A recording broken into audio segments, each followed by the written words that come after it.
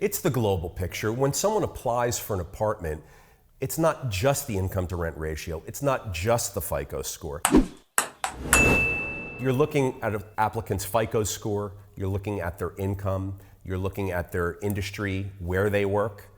We've seen more than ever during a pandemic that certain industries are more at risk than others.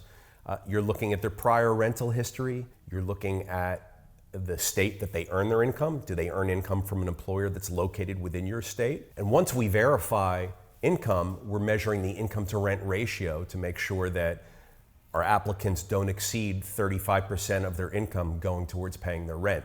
That's a key metric. For us, that's how we determine affordability. If someone applies for an apartment with us and the annual rent is 35% or less to their annual income, that's the definition of affordability with us, and we are likely to proceed with evaluating and possibly approving that applicant. Likewise, if someone applies for an apartment and they have an income to rent ratio that's greater than 35%, it's going to be reason for a pause. Perhaps they're going to need a cosigner.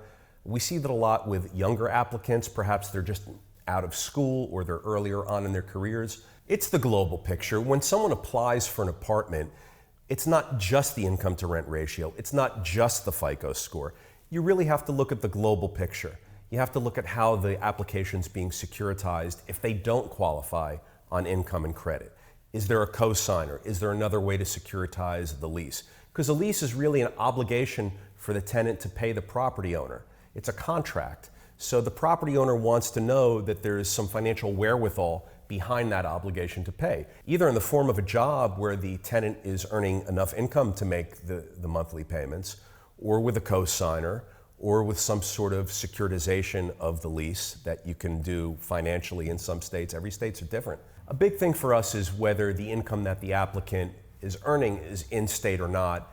If there's a default and you have to go out of state to enforce your rights to collect on the payment obligation, it's going to be tougher than if you have to go in-state to garnish a wage or perhaps seek to enforce your rights on a defaulted obligation of payment.